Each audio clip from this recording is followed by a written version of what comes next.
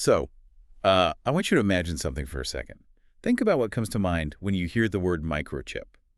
I'd probably picture, like, a rigid little green square. Right, exactly. Like a piece of silicon that gets stamped out in some, ultra-clean factory somewhere. Yeah, very synthetic, very distinct object. But what if I told you that the people who are out there looking for microchips hidden inside vaccines are basically looking for a dinosaur? A dinosaur. I mean, that is a really striking way to put it. Yeah, because what if they are searching for this bulky, totally obsolete desktop computer in an era of, well, microscopic technology? Today, we're diving headfirst into a worldview where a computer chip isn't a hard piece of silicon at all. It's you. Which completely upends our standard, categorization of reality. Totally. We are so used to keeping the organic and the synthetic strictly separated, like blood and bone belong in one category and processors and motherboards belong in another. Right, they don't mix. Exactly. But the material we are examining today, it actively dismantles that barrier. And it does so in this highly specific, intricate, and honestly deeply provocative way. So today's deep dive focuses on a very particular broadcast. It's from a YouTube channel called Jesus Freak Computer Geek. Oh, the name? Yeah, hosted by a creator named David Beverly. And the video we are looking at is bluntly titled, "They are not putting a chip in you, it's all elemental. You are the chip." I mean, that title alone, it functions as a shock tactic. Oh, absolutely. It's aiming to induce this massive paradigm shift in the viewer's mind before they even, hit the play button. Yeah. But before we go a single step further into this, let's lay down a really crucial disclaimer for you, the listener. We need to be very clear about this. Yes, absolutely critical to establish up front. We are entirely impartial in this deep dive, like 100% neutral. We are not taking any political sides here. No political sides, no scientific sides. Right, and we are certainly not taking any theological sides. We are absolutely not endorsing or validating the claims made in this video. Our sole mission today, basically, is to act as your guides. We're just mapping out the internal architecture of this specific piece of source material. Exactly. We just want to understand how this creator synthesizes, like computer engineering, molecular biology, and ancient apocalyptic theology into this one grand unified theory. It's really an exercise in dissecting the anatomy of a belief system. Yeah. We're observing how a creator takes disparate, often very mundane data points and weaves them into a staggering overarching narrative. Okay, let's unpack this. Because the atmosphere of this broadcast, it's striking right from the very first frame. It really is. It doesn't feel like a casual vlog or, a standard tech review. It feels almost like a transmission being smuggled out of a war zone. He cultivates this tone of underground resistance immediately. I mean, he informs his audience, especially the newcomers who might just be tuning in, that he is forced to speak in code to evade algorithmic detection. Like the censorship angle. Yeah, he employs a very specific lexicon. So he uses terms like VX to denote vaccines and CV to reference COVID. And he actually mentions that his channel has faced penalties in the past just for suggesting his audience pray about current events. Which is wild to think about from his perspective. Yeah, so the stakes, they are established as life or death right out of the gate. Or at least, freedom versus censorship within the first few minutes. It's not just some abstract intellectual debate for him. No, not at all. He views his broadcast as this dangerous truth that is actively being suppressed by a powerful AI. And by framing the broadcast as illicit knowledge, he naturally heightens the viewer's attention, It draws you in, for sure. But what is really fascinating is what he chooses to do with that heightened attention. Because his first major move isn't to attack a government agency or like a pharmaceutical company. Which you might expect. Exactly. Instead, he turns his sights directly on his own community. Yeah. He starts by trying to correct what he sees as a massive misconception. Yeah. Because, if you spend any time in alternative information circles, you are going to encounter this theory that governments are injecting tiny, rigid microchips through syringes. It is a very pervasive idea out there. Super pervasive. Yeah. But this creator, he vehemently rejects it. Oh, he hates it. He really does. He tells his audience, flat out, they are not injecting a chip through a syringe. Mm-hmm. And he actually gets visibly frustrated with people who keep pushing that specific narrative. It's a very calculated rhetorical strategy on his part. How so? Well, he is arguing that the mainstream conspiracy theory, the chip in the syringe, is itself a distraction. Oh, okay. He believes that by repeating this easily debunked idea of a hard microchip somehow, fitting through the tiny gauge of a needle, his community is playing directly into the hands of their adversaries. Because it makes them look bad. Precisely. He claims it makes alternative thinkers look foolish. It gives the mainstream an incredibly easy target to mock and then just completely disregard. And he analyzes this whole dynamic through the framework of a Hegelian dialectic. He does. And for a bit of philosophical context here, the Hegelian dialectic, which is originally rooted in the works of philosophers like Fichte and Hegel, it describes a process of thesis, antithesis, and synthesis. Right, the clash of ideas. Yeah, in political science and history, it's a way of understanding how opposing ideas clash and resolve into a new reality. But the creator adopts a highly weaponized, conspiratorial version of this concept. Kind of distills it down. He does. He distills it down to a pragmatic formula for societal manipulation. Create the problem, wait for the reaction, present the predetermined solution. Okay, so in his view, the powers that be intentionally allow, or maybe even seed, this ridiculous chip in a syringe misinformation. That's the problem. Right. Then the reaction is of the broader public mocking the alternative community. Exactly. And the solution is that the public becomes so blinded by all that mockery that they completely ignore the much more sophisticated reality of what is actually happening. He views the rigid microchip theory as a deliberate smokescreen, just a decoy designed to hide a deeper technological agenda. Okay, let me pause and just play the skeptic here for a second. Go for it. If there is no microchip in the syringe, if that's just a cartoonish decoy for the gullible, what exactly is the threat he's warning people about? Like, what is the actual danger in his eyes?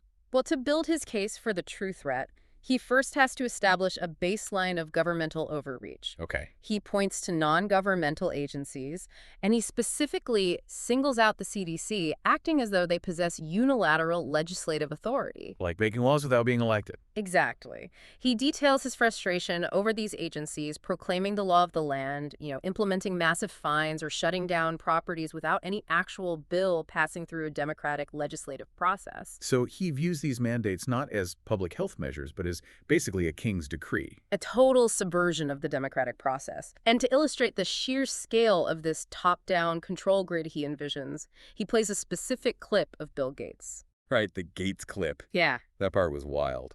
It is foundational to the creator's entire argument. So in this footage, Gates is discussing the logistical necessity of preparing for future infectious disease outbreaks. Which sounds reasonable on the surface. Right, but Gates advocates for the creation of what he calls mega-testing diagnostic platforms. Mega-test. Yeah, and these aren't small local clinics.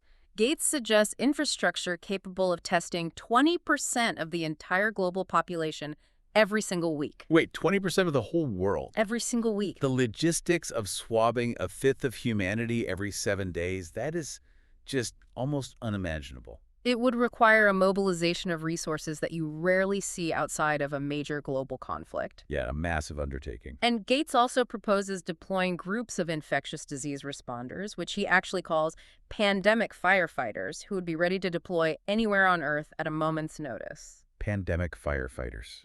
And crucially, in this same clip, Gates highlights the rapid advancement of the mRNA platform, noting how it allows vaccines to be developed faster, produced cheaper, and stored easier. Now, if I'm listening to that clip on the evening news, it honestly just sounds like a billionaire philanthropist pushing for robust global health infrastructure.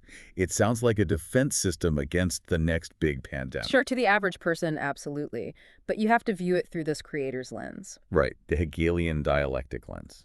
Framed by that belief in a weaponized dialectic and his deep suspicion of administrative overreach, that clip isn't about public health at all. To him, it is a chilling admission of a permanent global surveillance and biological control grid. A system designed to just constantly monitor and modify the global population. Exactly. But, and this is the big question, how do they achieve that modification without the cartoonish microchip?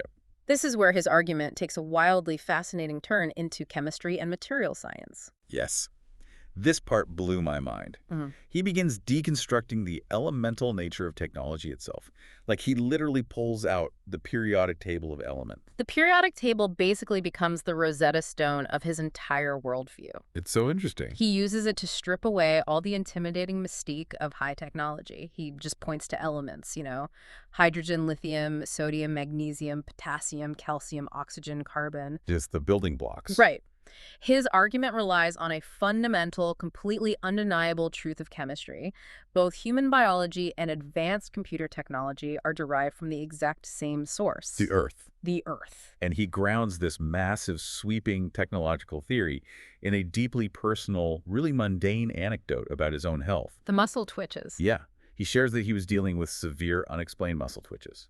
So he goes to his doctor, and the doctor's immediate response is just to write a prescription for pharmaceutical muscle relaxants. Which is, frankly, the standard allopathic approach. You present a symptom, and the medical system provides a synthetic intervention to suppress that symptom. But the creator rejects it. He doesn't want a synthetic chemical that might alter his cognitive state or make him lethargic. He basically decides that if it's just pain, he will endure the pain rather than take the pill. It highlights his really strong inclination toward self-reliance. Definitely. So he dives into his own research, and he discovers that a simple magnesium deficiency can cause severe muscle twitching. So what does he do? He bypasses the pharmacy entirely. Yep. Goes to a regular store, buys over-the-counter magnesium, and within a few days, the twitching completely resolves. It goes away entirely. And the real kicker for him is when he goes back to the doctor and mentions he cured it with magnesium, the doctor just casually responds with something like, oh yeah, that's right, magnesium will do it too. That single interaction permanently cements his worldview. It really does. From that moment on, he starts viewing the mainstream medical community as basically glorified pharmaceutical dealers. Pushing synthetic chemicals to mask symptoms, rather than identifying what the biological machine actually needs from the elements God placed on Earth. Right, it completely validates his preference for elemental solutions. And then he takes this elemental framework, this whole idea of stripping things down to their raw, earthly components, and he applies it directly to computer hardware. He does this visually on camera, which is super effective. He holds up a central processing unit, a CPU. And taps on it, right? Yeah, he taps on it to emphasize its density and rigidity. He holds up wireless network cards, and he utterly refuses to define them by their engineering complexity. He calls them dirt.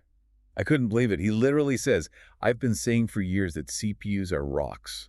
CPUs are dirt. It's a profound oversimplification, but it works for his argument. It does. He breaks down the physical object in his hand. It's like it's tin, it's aluminum, it's silica, which is literally just sand and gold pins.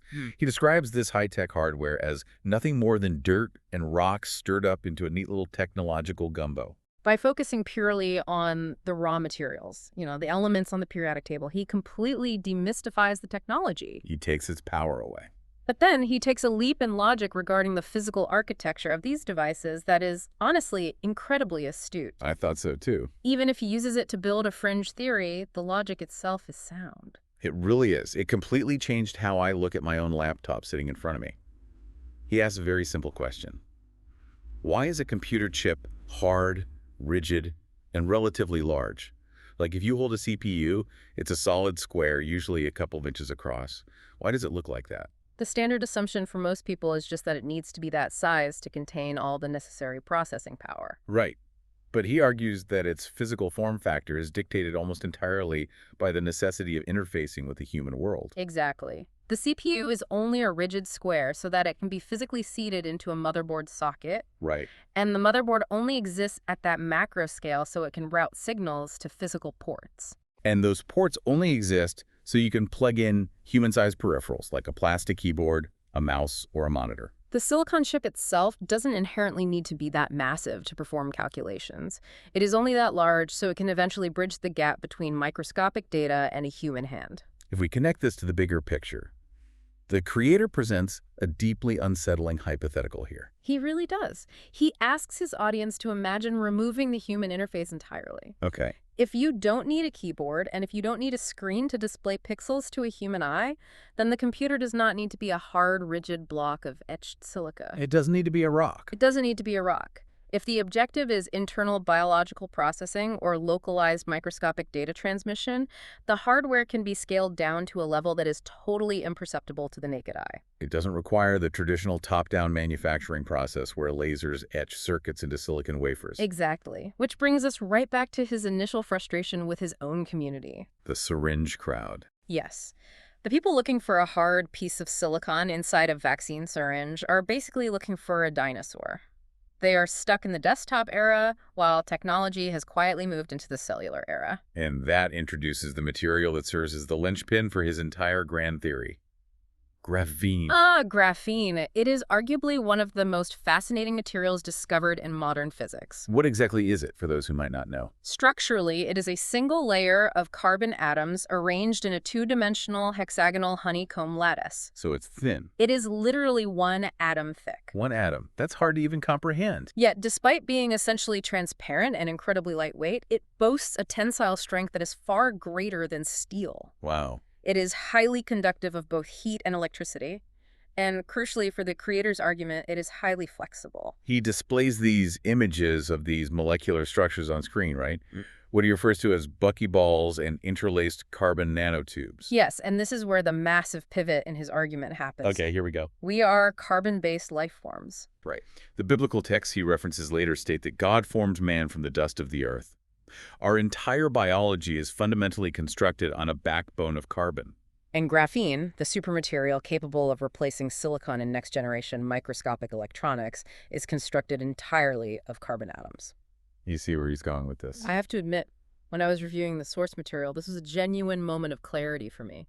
I suddenly understood the internal logic of the video's title. The "You Are the Chip" title. Yeah. He isn't suggesting a microscopic chip is being manufactured in a lab and then injected into your bloodstream. He is suggesting that the human body already contains the vast majority of the raw materials necessary to build the chip. You are the chip. The title is not a metaphor for him. It is his literal interpretation of biological reality. That is just wild to think about. He argues that advanced biotechnologists are fully aware of our elemental makeup, and they are leveraging that inherent carbon abundance to their advantage. And he uses some incredibly evocative visual aids here to drive this home. He shows diagrams of flexible graphene circuitry. And I'll tell you, if you aren't a material scientist, these diagrams do not look like technology. Not at all. They don't look like the rigid green motherboards with metallic traces that we are used to seeing in a computer. They look organic. They look like flexible meshes, somewhat resembling synthetic skin or even cellular tissue. Right. He emphasizes that these graphene structures are stretchable, they're movable, and they conform to biological shapes. And the thing is, real-world biotechnology is already exploring this. Wait, really? Oh yeah. Researchers are developing graphene-based sensors for continuous health monitoring, like patches that measure temperature, hydration, or muscular electrical signals. So the tech actually exists. It does. Now, many of these are non-invasive, meaning they sit on top of the skin, but the creator points toward invasive applications. Neural stimulation devices, internal blood glucose monitors, gastrointestinal tracking. He poses this really sinister question to his viewers. He asks, how are they planning to get them inside your body? Because he is utterly convinced that the building blocks for these internal sensors are already present within us, or are being covertly introduced through everyday items. Which leads to that vitamin story. Yes, he is so meticulously obsessed with monitoring his own internal elemental purity that he shares this somewhat wild story about his daily vitamins. He mentions that he and his wife were taking large daily doses of vitamin C, right? He calls them big ol' fat horse pills. But one day, they actually decided to read the fine print on the ingredients label. Always a risky move. And they discovered that silica was being used as a binding agent to hold the pill together. Now, remembering his earlier point, silica is just sand. It's the foundational element of traditional computer chips. Exactly. So he says to his audience, if there was a pile of silica, you wouldn't eat it. Yet there they were, unknowingly ingesting it every single day. So they panicked. They immediately threw the bottles in the trash and scoured the internet until they found a niche supplier selling 100% pure vitamin C powder with absolutely no binders or flow agents. He views these trace elements not as harmless manufacturing byproducts, but as unwanted, potentially weaponized building blocks infiltrating his biological system. He desperately wants to control his elemental intake. But the insurmountable problem with his theory is that you cannot eliminate carbon from a carbon-based life form. Because you were made of it. You're made of it. So if the body already possesses an infinite supply of the raw carbon atoms required to manufacture graphene nanotubes, the critical question becomes one of assembly. Right. How does the dirt become the machine? If I have a pile of carbon in my bicep, how does it suddenly arrange itself into a functioning microscopic circuit board? This brings us to his interpretation of mRNA. Okay. And it is vital to understand here that he does not view mRNA as a medical therapeutic, a vaccine, or a prophylactic of any kind. Not at all. To him, mRNA is strictly a biological software update. A software update. It is a synthetic script designed to rewrite human source code. And he backs this claim up with a direct quote from Stephen Hawdy, the president of Moderna. And the thing is, this isn't taken out of context. It is a real quote. It's a direct quote. Hawdy stated, "If you can hack the rules of mRNA, essentially the entire kingdom of life is available for you to play with." The phrasing there is incredibly potent. Hack the rules, play with. You can easily see how those specific lexical choices, originating from the president of a leading biotechnology corporation no less, serve as absolute, undeniable confirmation for the creator's worldview. It perfectly aligns with his fears. It applies the exact vocabulary of computer science and cybersecurity directly to human biology. It's basically his smoking gun. He is so profoundly impacted by this quote that he shares a deeply uncomfortable story about confronting a total stranger with it. The deli anecdote. Yes. He's standing at a grocery store deli counter, and he notices a woman wearing a face mask. He strikes up a conversation, asking if the store is still enforcing mask mandates. She replies that masks are only required for the unvaccinated, but she casually mentions she is scheduled to get her VX in 2 weeks so she can travel. So he asks her a seemingly innocent question. He asks, does she believe it is important to make well-informed decisions regarding her health? Naturally, she agrees. Who wouldn't? Right. So right there at the deli counter, he pulls out his smartphone, navigates to his own website, and reads her the exact quote from the Moderna president about hacking the kingdom of life. He looks at her and asks, "Does that sound like a good idea to you?" And the woman, perhaps just trying to be polite or maybe genuinely unsettled by this guy at the deli, admits that, no, it doesn't sound like a very good idea. But then she executes this complete mental pivot. She says she can't wait to get it anyway because getting the injection means she is cleared to travel abroad in 2 weeks. The creator recounts this interaction with a heavy sense of despair. In his mind, he just presented undeniable corporate-sponsored proof of a nefarious biological hacking agenda. The target of this agenda agrees the premise sounds dangerous, yet she willingly submits her biology to the hack simply for the transient convenience of taking a vacation. It perfectly reinforces his overarching narrative that humanity is just sleepwalking willingly and happily right into a technological trap. Okay, let's step back for a second and look at the actual mechanics of this supposed trap. Let's do it. Let's break down the actual biology of how mRNA functions in reality and contrast it with how this creator imagines it functioning. Because that gap is where the real horror of his theory lives. Okay, so how does it actually work? In reality, natural messenger RNA mRNA is a vital biological communications protocol. Okay. The central dogma of molecular biology dictates that DNA contains the genetic blueprint, but DNA doesn't build proteins directly itself. It relies on mRNA. Like a messenger, obviously. Exactly. When your body needs a specific protein, a section of DNA is transcribed into mRNA. This mRNA travels out of the nucleus to a ribosome, which essentially reads the sequence and translates it, folding amino acids into the specific protein required. So if you, damage your lung tissue, the mRNA instructs the ribosomes to synthesize the proteins necessary to repair that specific tissue. It operates very much like a biological 3D printer, following a highly specific, naturally occurring blueprint to build organic material. Okay, that makes sense. So where does he deviate? The creator theorizes a malicious hijacking of this exact mechanism. Right. He believes that when synthetic, hacked mRNA is introduced into the biological system, it completely overwrites the natural communications protocol. So the hacked mRNA doesn't instruct the ribosome to build proteins for lung tissue or skin cells. No. Instead, he theorizes, it instructs the cellular machinery to gather the abundant carbon already present in the body and reassemble it at an atomic level into carbon nanotubes. It tells your biological 3D printer to stop printing skin and start printing microscopic graphene circuitry. He literally envisions the body being conscripted into manufacturing its own internal surveillance grid. That is a breathtakingly dark concept. Like, the terror isn't that a needle is depositing a foreign object into your arm. The terror is that a software script is forcing your own cellular machinery to build the foreign object out of your own organic matter. It's body horror meets cyberpunk. It really is. Yeah. But wait, let me play the skeptic again here. Sure. Even if we suspend our disbelief and accept that your cells are printing carbon nanotubes, how on earth is this network powered? Ah, the power issue. Yeah, if I have a microscopic mesh of graphene sensors woven into my muscle tissue, it needs energy to transmit data. I don't have a lithium-ion battery in my bicep. This is a crucial logistical gap in his theory, and he fills it by pointing to localized network infrastructure. Yeah? Specifically, the rapid global rollout of 5G wireless technology. 5G towers, of Yeah, course. not just the large macro towers, but the dense placement of small cell network nodes in highly populated urban and suburban areas. Right, the ones on every street corner. He theorizes that these internal graphene sensors are entirely passive devices. Yes. Because they are constructed at the nanoscale, their energy requirements are infinitesimally small. So they don't even need an onboard battery. They just utilize ambient energy. Exactly. And the concept of harvesting ambient radio frequency energy or utilizing backscatter to transmit data without a battery is actually a real area of research in low-power electronics.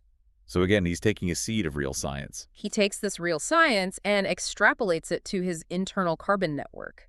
He believes the graphene circuitry is activated and continuously powered by the specific, highly localized microwave frequencies emitted by the 5G small cells blanketing our neighborhoods. So the human body, now internally laced with synthetic carbon circuitry, ceases to be purely organic. It becomes an antenna. Wow. It becomes an active node within a broader wireless network. And he uses a very specific piece of media to validate this idea of humans as network nodes, right? Yes, he points directly to CyberPolygon. Remind us what that is. CyberPolygon is an annual international cybersecurity training exercise aimed at preparing global organizations for major cyber crises. Sounds intense. The creator plays a clip from a speaker at the 2021 event. The speaker is establishing context, discussing how deeply integrated our daily lives and supply chains have become with digital technology, a trend massively accelerated by the pandemic. The speaker discusses the vulnerabilities of government services, the threat of ransomware on hospitals, that sort of thing. But then the speaker makes a rhetorical pivot, and the creator absolutely latches onto it. What does he say? The speaker suggests that as a result of the pandemic, society might find itself in an unprecedented arms race against the virus. Okay. And this is the critical quote the creator highlights. The CyberPolygon speaker says, "It might very well be that in the future, we will be updating our immune systems with newer vaccines, just like we update our antivirus software on a regular basis." Just like we update our antivirus software. Yes. It is so fascinating how the creator weaponizes mainstream metaphors. Yeah. Because, I mean, the speaker at that cybersecurity conference almost certainly meant that as a helpful, relatable analogy. Tailored for an audience of IT professionals, yes. Right. Like, listen, everyone, you know how crucial it is to patch your servers against new malware. We are going to have to adopt that same iterative patching mentality with our bodies and new biological viruses. It makes perfect sense in context. But the creator rejects the concept of a metaphor entirely. He interprets the statement literally. Completely literally. He views it as an open, arrogant admission of their true intentions. He believes they are publicly stating their goal to treat the human body as a hackable operating system. Which perfectly aligns with his premise. Yeah. Because if we are the hardware and the mRNA is the software, then the ultimate goal is total systemic control. Exactly. If you accept his premise that the body is the carbon-based hardware and the synthetic mRNA is the executable software script, then treating the immune system like a commercial antivirus program implies total administrative control over the biological system. The people pushing the updates basically dictate the operational parameters of your body. It represents the complete technological colonization of the human organism. The boundary between the user and the device is just erased. Erased entirely. Up to this point, our entire discussion has sounded like the plot of a dense, near-future cyberpunk thriller. Very much so. We are dealing with Hegelian dialectics, carbon nanotubes, mRNA hacking, ambiently powered 5G surveillance grids. It is a masterclass in modern technological paranoia. But here's where it gets really interesting. The big pivot. Because this sprawling high-tech conspiracy is actually not the foundation of his worldview at all. No, the technology is merely the mechanism. Right. The true foundation of his worldview, the structural bedrock supporting all of these technological anxieties, is ancient apocalyptic theology. He pivots entirely away from 21st century biotechnology and goes straight back to the book of Genesis. He focuses intensely on a prophetic warning given by Jesus in the Gospel of Matthew, chapter 24. Where Jesus states that the end of days will be as it was in the days of Noah. To understand the implications of that specific phrase, the creator argues that relying solely on the standard canonized Bible is insufficient. He claims the canonical texts are too brief, too summarized. So what does he do? He relies heavily on extra-biblical apocryphal texts to fill in the narrative gaps. Specifically the book of Jasar and the book of Enoque. Now, let's provide some historical context here for the listener. These are ancient texts that were ultimately excluded from the final compilation of the Bible. True. Many mainstream theological traditions consider them historically dubious, or at the very least, not divinely inspired in the exact same way as canonical scripture. So why does he place so much weight on them? He justifies his reliance on these apocryphal works by pointing out that the canonical scriptures themselves reference them directly. Oh, they do? Yes. For instance, he notes that in the book of Joshua, when discussing the miraculous event of the sun standing still, the biblical text explicitly asks the reader, is it not written in the book of Jasar? So it points back to it. Exactly. Furthermore, he points out that the New Testament book of Jude contains a direct quote from the book of Enoch, treating Enoch's words as a valid prophecy. So his argument makes a certain kind of historical sense. He claims that the original ancient audience reading the book of Genesis didn't need every single detail exhaustively explained to them because they already knew the cultural backstory. Right. Genesis is providing a high-level summary of events that the contemporary readers were intimately familiar with. So he uses Jasher and Enoch as the missing historical appendices to uncover exactly how disturbing the days of Noah actually were. And what he reads from the book of Jasher dramatically reframes the brief, kind of cryptic mention in Genesis 6 regarding the sons of God taking the daughters of men. In mainstream theology, this is often interpreted as just the righteous lineage of Seth marrying the unrighteous lineage of Cain, right? Yes, that's a common interpretation. But in the creator's reading of Joshua and Enoch, this event was not about humans committing general moral sins like pride or theft. Okay, what was it about? It was about a literal physical and genetic corruption of the earth. Genetic corruption in ancient times. He reads passages detailing how the sons of God, which the apocryphal texts explicitly identify as angelic beings, the Watchers, who descended to earth, took human women by force. And this resulted in the Nephilim, the giants. Yes. But the corruption went much further than just human interbreeding. Jasher describes how these beings began actively mixing different species of animals together. Wait, like ancient genetic splicing? The text explicitly states they taught the mixture of animals of one species with another in order to provoke God. So they were playing God. They were engaging in ancient, unauthorized genetic modification. And the result, according to his reading of Jasher, is that God looked at the earth and saw that all flesh had corrupted its ways. Not just human behavior, but the physical flesh itself. Every living biological thing on the planet had been genetically tainted, hybridized, and fundamentally altered from its original divine design. So how does this connect to the mRNA theory? If we connect this ancient theology back to his modern technological dread, we arrive at the absolute core of his thesis. Okay, well, lay it on me. The creator firmly believes that this ancient antediluvian corruption of flesh, the unauthorized altering of biology and the mixing of species, is exactly what is happening again right now through advanced biotechnology. History's rhyming. Exactly. The modern biotechnologists who talk about hacking the rules of mRNA to assemble synthetic carbon nanotubes inside human cells are doing the exact same thing the fallen angels did when they mixed species to provoke God. They're intentionally corrupting the flesh. And he takes this historical parallel to an incredibly dark extreme. How so? He revisits that quote from Jesus in Matthew 24, which says that in the days of Noah, people were eating and drinking, marrying and giving in marriage. The standard Christian interpretation is that people were simply living normal, mundane lives, having banquets, attending weddings, completely oblivious to the impending flood.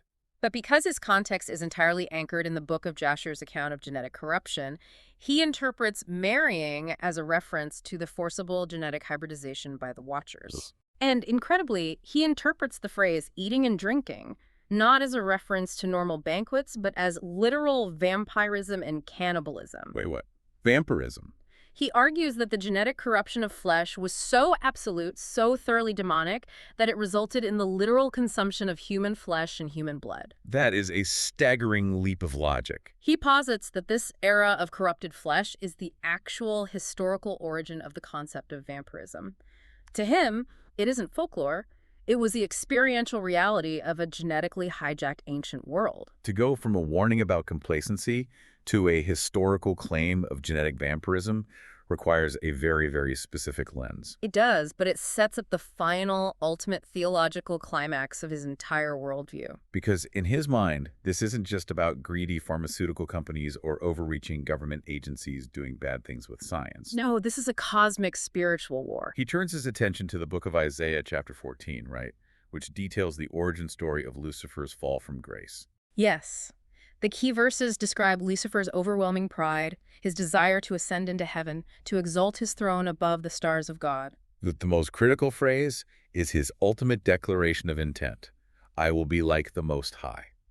This raises an important question, and it's really the crux of the Creator's theological argument. Okay. According to the foundational premise of the Bible, God made man in his own image. Right. Therefore, if Satan's ultimate driving goal is to usurp God and be like the Most High, how does he actually accomplish that? I mean, he can't just create a new universe. Exactly. The Creator concludes that Satan operates under a massive limitation. He cannot create life ex nihilo out of nothing. He is not the creator. He is a created being himself.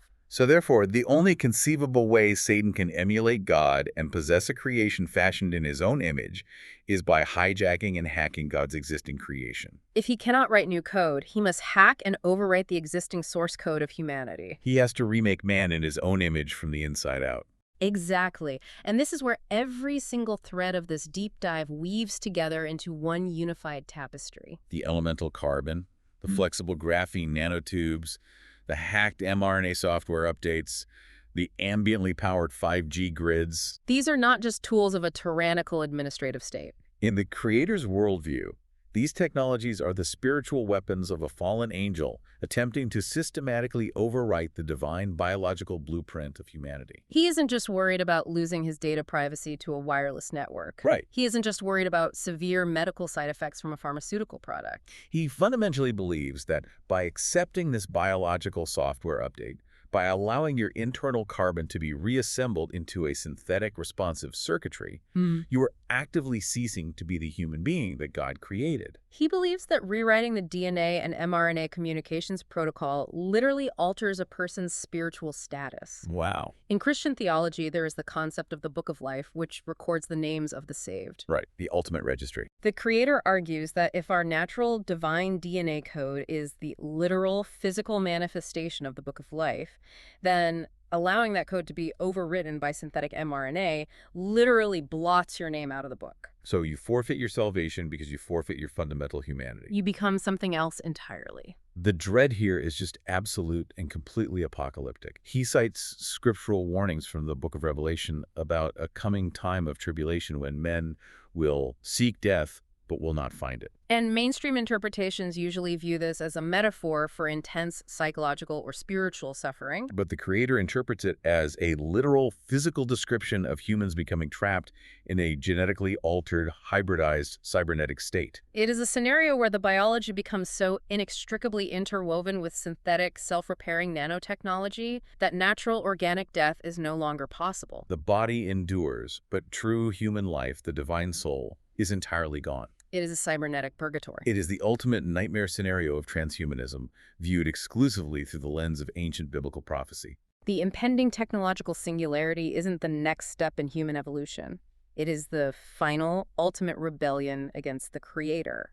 We have gone on an incredibly dense, staggering journey, mapping out this worldview for you today. We really have covered a lot of ground. We started by looking at the basic atomic structure of carbon on the periodic table and the limitations of silicon processing. The dirt and rocks. We moved through the supposed biological hacking mechanisms of mRNA and the passive power grids of localized 5G networks. The ambient energy. And we ended up in an ancient cosmic war for the literal genetic soul of humanity, fighting against the hybridized nightmares of the Book of Jasher. It serves as a profound example of how someone can confront the terrifying complexities and rapid advancements of the modern technological era and weave them into a highly coherent, internally logical narrative that explains absolutely everything. From a simple muscle twitch in their arm to the scatological end of the world. It's all connected in his mind.